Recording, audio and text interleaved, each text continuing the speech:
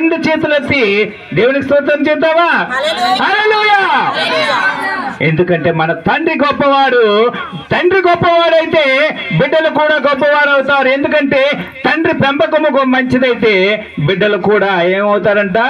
నడవడిక మంచిదవుతుంది. కుమారుని ఎప్పుడూ కూడా అంటారు, దూషించేటప్పుడు కూడా, తప్పు చేసేటప్పుడు కూడా తల్లిదండ్రులనే ముందు అంటారు. కానీ మన తండ్రి ఎలాంటి వాడండి? ప్రాణం పెట్టినవాడు. మన తండ్రి ఎలాంటి వాడు? ప్రాణం పెట్టేవాడే కానీ ప్రాణం తీసేవాడు కాదు. నీ కొరకు, నీ కొరకు, నీ కొరకు, నా కొరకు, నా పిల్లల కొరకు, వారి పిల్లల కొరకు కూడా అన్నాడు, ప్రాణం పెట్టానయ్యా అన్నాడు. కానీ మనం ఏం చేస్తున్నాము? పనికిరాని వాడిని అనేసని మనం అనుకుంటే, దేవుని బిడ్డ ఎలాగయ్యా పనికిరాని వాళ్ళము? అందరూ అంటున్నారు మీ దేవుడు గొప్పవాడు, మీకే కష్టం వచ్చినా సరే మీ దేవుడు తీరుస్తాడని నమ్మకంతో ఉన్నాడు. నమ్ముట నీ వలనైతే నమ్ముట వారికి సమస్తము సాధ్యమే. ఎందుకంటే ఈ కొండ మీద తీసివేయండి అనేసి అంటే, సముద్రంలో పడివేయండి అనేసి మనం అంటే చాలు. అంటే కొండను తీసుకెళ్లి సముద్రంలో పడివేయండి అంటే దానికి అర్థం ఏంటి? కొండను తీసేయడం కాదండి. కొండంత కష్టము, కొండంత భారము, మనము మొయ్యలేనంత భారము. అయ్యో నాకు ఈ పరిస్థితి, నాకెందుకు, నా జన్మ ఎందుకు, నా బ్రతుకు ఎందుకు, నా జీవితం ఎందుకు అని మనము ఎప్పుడైతే అనుకుంటామో అది మనము మోయలేనంత భారము. ఆ భారాన్ని కూడా దేవుడు అంటున్నాడు, లోకం వైపు చూడకు, లోకల వైపు చూడకు, మనుషుల వైపు చూడకు, నా వైపు చూడు. అందుకే అంటున్నాము, మన అందరం కూడా రెండు చేతులు పైకిందుకు ఎత్తుతున్నామంటే, ప్రభువా నా చేతిలో ఏమీ లేదయ్యా, సమస్తము శూన్యము. ఎందుకంటే నీవే నాకు ప్రాణం పెట్టిన వాడవు, నా కొరకు రక్తము కాచిన వాడవు, నా కొరకు జీవాన్ని పెట్టిన వాడవు, నన్ను రక్షించే వాడవు. నేను ఈ రోజు బ్రతుకుతున్నాను అంటే, తింటున్నానంటే, నడుస్తున్నానంటే, మాట్లాడుతున్నాను అనేసంటే కారణము నీవే ప్రభువా. నీవు నన్ను రక్షించిన పరలోక రాజ్యానికి తీసుకెళ్లిన అపోస్తులు మన ఇశ్రాయేలు జనాంగాన్ని 6 లక్షల కాలు బలాన్ని కూడా దేవుడు నడిపించాడు. యవ్వనస్తులను మాత్రమే ఆయన లెక్క పెట్టాడు. కుమారులను కానీ, స్త్రీలను కానీ, పసిపిల్లలు కానీ, వృద్ధులను కానీ లెక్క పెట్టలేదు. కానీ జల్లిస్తే ఎంతమంది వెళ్ళారండి? 2 మాత్రమే. 6 లక్షల కాలు బలాన్ని అంటే మనము చూసుకున్నట్లే యవ్వనస్తులను అంటే 20 లక్షల మంది ఇంచుమించు తీసుకొని ఆయన విడిపించినప్పుడు దేవుడు జల్లిస్తే ఆ జల్లుల్లో యెహోషువ, కాలేబులు మాత్రమే ఉన్నాము. ఈ లోకములో ఎంతమంది ఉన్నారు? నేనున్నానా? నేను వాక్యం చెప్తున్నాను కానీ రేపు ఆయన రాకడ వచ్చినప్పుడు వెళతానని గ్యారంటీ నాకేమన్నా ఉందా? ఎందుకంటే దేవుడు అంటున్నాడు, నీవు పాపము చేయకు అనేసి అంటున్నాడు. కానీ పాపము చేయని నరుడు ఏ ఒక్కడూ లేడు, ఈ లోకములో ఏ ఒక్కడూ లేడు. కానీ నేను మనుష్య రూపములో వచ్చి ఉన్నాను. మీరు ఏం చేయాలట? నేను సమస్తాన్ని జయించాను, మీరు కూడా ఏం చేయాలట? జయించండి.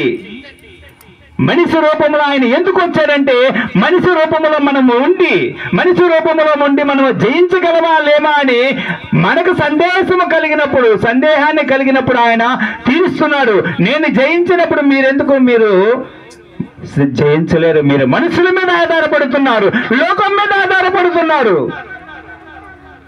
జోబీ మీద ఆధారపడుతున్నారు. ఈరోజు మనము చూసుకున్నట్లయితే పాపము మన అరచేతిలో ఉందండి. పాపం మన అరచేతిలో ఉంది. కానీ ఈరోజు మనం బైబిల్ పట్టుకెళ్ళాలంటే చాలా మందికి అసహ్యము, బాధ, భయంకరము. ఈ జీవ గ్రంథాన్ని మన దగ్గరికి తేడానికి కొన్ని వేల మంది ప్రాణాలు పెట్టి మనకి ఈ జీవ గ్రంథాన్ని ఇచ్చారు. కానీ మన తండ్రి అయిన దేవుడు ఎంత గొప్పవాడండి. ఆయన ప్రాణాన్ని మనకి ఇచ్చాడు. మన తల్లి అయినా సరే, మన తండ్రి అయినా సరే, మన బిడ్డలను ఎవరైనా కొడుతున్నారంటే మనం ఏం చేస్తాం? పరిగెట్టి వెళ్తాము, అడ్డుకుంటాము. తప్పు చేశాడు అంటే వాళ్ళ ముందే మనం తిడతాం.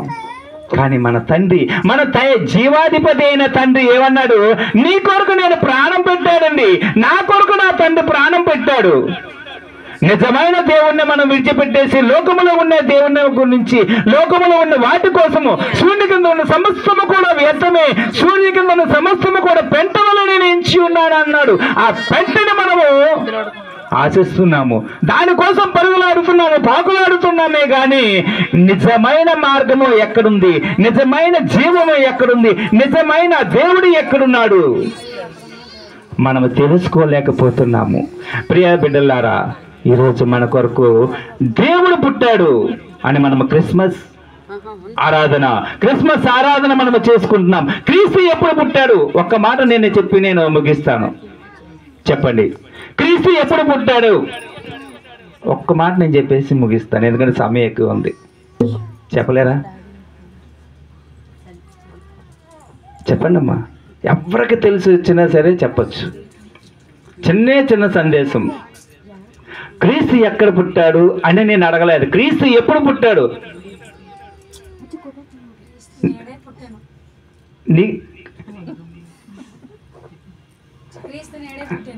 క్రీస్తు నేడే మీకు ఎప్పుడు పుట్టాడమ్మా?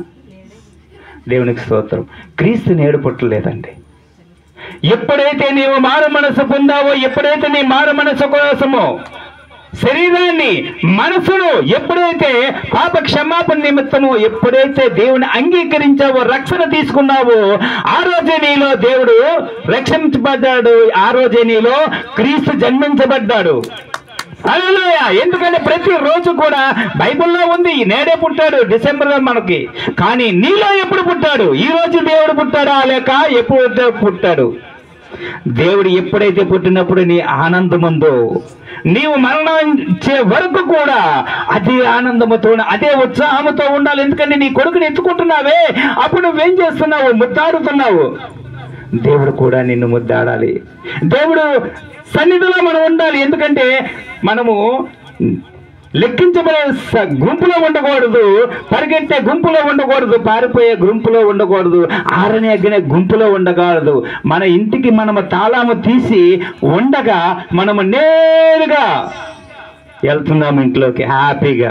అదే విధంగా మన తండ్రి అయిన దేవుడి దగ్గర సన్నిధిలోకి నేరుగా పరలోక రాజ్యానికి వెళ్ళే స్థితి మనకి ఉన్నదా అని అంటే మనము చేయవలసింది ఒక్కటేనండి. మనము దేవుడు అంటున్నాడు మనము పాపము చేయని ఏ ఒక్కరూ లేడు, కానీ ప్రతి ఒక్కరూ కూడా పాపము చేస్తున్నారు. మనం ఏం చేయాలి? యోబు అన్నాడు తన కుమారుల కోసము తన కుమార్తెల కోసము ప్రతిరోజు ఉదయకాల సమయాన్ని లేచి ఆయన ఏం చేశాడంట? బలి అర్పించాడు, ప్రార్థన చేశాడు, కన్నీరు కార్చాడు. మీరు అదే కన్నీరు కార్చండి, అదే విధంగా ప్రార్థన చేయండి, అదే విధంగా మోకాలు వంగే వరకు మీరు కన్నీరు కార్చి ప్రార్థన చేస్తే మీరు చేసిన ప్రతి తప్పుని ఏదైతే మనము చేసుకున్నామో, ప్రభువా ఇంతవరకు నేను ఈ స్థితిలో ఉన్నాను, నా బిడ్డలు ఒకవేళ తప్పు చేశారేమో వారిని క్షమించండి. వారి కొరకు నేను బలి అంటే ప్రాణ బలి కాదు, జంతు బలి కాదు. శరీరాన్ని నలగొట్టుకోవాలి. శరీరం నలగొన్నప్పుడు హృదయం కూడా నలుగుతుంది. నీ చెమట కన్నీరు బొట్టుల వలె, చెమట ఏరు వలె పారుతుంది. నీ చెమటను ప్రతి బొట్టును కూడా నేను లెక్క పెడతానన్నాడు, దానికి విలువ కడతానన్నాడు. అంత విలువ కడతానన్న దేవుడి మాటలో మనం ఏం చేయాలంట? అత్యధికమైన బలిని అర్పిస్తూ మన బిడ్డల కొరకు, మన సంఘము కొరకు, మన ఇంటి వారి కొరకు, పొరుగు వారి కొరకు, మన శత్రువు కొరకు, మన దేశము కొరకు మనము ప్రార్థన చేసేవారిగా ఉండాలి. హల్లెలూయా, హల్లెలూయా. నాకు ఇట్టి అవకాశం ఇచ్చిన దైవ సేవకులకి, అలాగే మా అక్క ఆశా కుమారి, భరత్ బాబు మరి వారు పెట్టిన ప్రార్థనలోనూ నేను ప్రసంగించడానికి నాకు ఇచ్చిన అవకాశాన్ని బట్టి దేవుడికి వందనాలు. మరి మీరందరూ కూడా హృదయపూర్వక వందనాలు. నా కొరకు, నా సంఘం కొరకు మీరందరూ కూడా ప్రార్థన చేయండి. ఎందుకంటే నా సంఘం చాలా పెద్దది. ఎందుకంటే మీలాంటి చిన్నపిల్లలు కాదండి. మీరంటే వింటారు, మీరు అసలు పరిగే ఉండమంటే ఉంటారు, కానీ నా పిల్లలు అయితే అలాంటి వాళ్ళు కాదు. అందరూ 5 సంవత్సరాల నుంచి 10 సంవత్సరాల పిల్లలు, 55 మంది పిల్లలు, అందరూ చేపలోలు. అంటే వాళ్ళు చాలా దుర్భాషలు ఆడేవారికి కూడా వాళ్ళు చక్కగా దేవుడు నడిపించావు.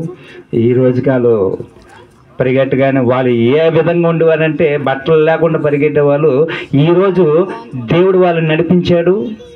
అక్కడ నేను సంఘం పెట్టాలనే దేవుడు నాకు అక్కడ చూపించినప్పుడు 3 సంవత్సరాలుగా పోరాడాను. లాస్ట్కి చేపల దగ్గరలోనే అనకూడదు, మత్స్యకారులు. నా చర్చి ముందు ఏముంటుందో తెలుసండి? పెద్ద ఆంజనేయ స్వామి గుడి ఉంటుందండి. నా చర్చి ఇక్కడే, ఇదే చర్చు, పక్కన ఆంజనేయ స్వామి గుడి, ఈ పక్కన అమ్మవారి గుడి. చూసారండి దేవుడు అంత గొప్పవాడు. 3 సంవత్సరాలండి నన్ను పోరాడాను చర్చి కోసం. చాలామంది ఇల్లులు ఇచ్చారు. లాస్ట్కి నేను ఎక్కడైతే నువ్వు దూషించబడతావో, ఎక్కడైతే నువ్వు పడిపోతావో నిన్ను లేవనెత్తుతానన్నాడు, అక్కడే నిన్ను హెచ్చిస్తానన్నాడు. అందుకే అక్కడే వాళ్ళందరూ కూడా వస్తారు, పంతులు వస్తారు, అందరూ కూడా అమ్మవారిని మొక్కే వాళ్ళు కూడా వస్తారు. అయ్యా మేము ప్రార్థన చేసుకోవచ్చా అని, ప్రార్థన చేసుకోండి, మేము వద్దనమండి. నా దేవుడు ఎప్పుడు కూడా వద్దన్నాడు. మీరు ఎప్పుడు కావాలంటే తలుపులు తేరుగా ఉన్నాయి, కావాలంటే ఒక తాళం మీకు ఇచ్చేస్తాను, తీసుకోండి అన్న. చక్కగా మన ప్రార్థన పెడితే హ్యాపీగా సంతోషపడ్డారు. ప్రతి ఒక్క 5 నెలలు అవుతుంది. చక్కగా మీరు కూడా మీ సొంత ప్రార్థనలోనూ ప్రార్థన చేయండి మా కోసం. అంటే అక్కడ ఎందుకంటే దేవుని రాజ్యము పిల్లలది. ఎందుకంటే పిల్లలది అంటే మనది కాదా, దేవుని మనసు, పిల్లల మనసు కలిగితే మనకి పరలోక రాజ్యం. కనుక మా సంఘం కోసం వచ్చిన బిడ్డలందరి కోసం కూడా మీరు అందరూ కూడా ప్రార్థన చేయాలని కోరుకుంటున్నాను. ఇట్టి అవకాశం ఇచ్చిన దేవునికి వందనాలు. చిన్న ప్రార్థన చేసుకుందాం, కళ్ళు మూసుకుంది. మహాపరిశుద్ధుడా, కృపగల దేవా, దయగల తండ్రి, సర్వశక్తిమంతుడకు యేసు నీకు వందనాలు. ఇట్టి అవకాశం ఇచ్చిన తండ్రి, నా తల్ల, నా అక్క, ప్రభా, నేను ఆశా కుమారి బిడ్డడు తండ్రి, నైనా చింటి బాబుని జ్ఞాపకం చేసుకోండి. భర్త కృపాన్ని మంచి ఆరోగ్యం దయచేయండి, పని పాటలో తోడుకోనండి. ఆయనకి తనతో ఉన్న స్నేహితులను, బంధువులను, ప్రతి ఒక్కరిని కూడా ఈరోజు చేసిన ప్రతి ఒక్కరి బిడ్డను కూడా దీవించండి. సేవకులను, వారి పరిచర్యను, వారి తండ్రినైన కుటుంబాన్ని, వారి సంఘాన్ని కూడా దీవించి ఆశీర్వదించండి. సంఘాన్ని సరిహద్దులను విశాలపరచమని, వచ్చిన ప్రతి బిడ్డను దీవించమని, వాక్యం ఎవరైతే విన్నారో ఈ శబ్దధ్వని ద్వారా వారందరినీ కూడా దీవించి ఆశీర్వదించమని, నాయన దాసుడైన నన్ను కూడా నీ జ్ఞాపకం చేసుకోమని, నా కుటుంబాన్ని, నా సంఘాన్ని కూడా నాయన ఏర్పాటు చేసుకున్న ప్రతి ఒక్క బిడ్డను కూడా నీ కృపా కాపుదల్లో దయచేయమని, మహిమ ఘనత ప్రభావాలు పొందుకోమని నజరేయుడైన యేసు పుణ్యనామమున అడిగి పొందుకొనుచున్నాము పరమ తండ్రి. ఆమేన్.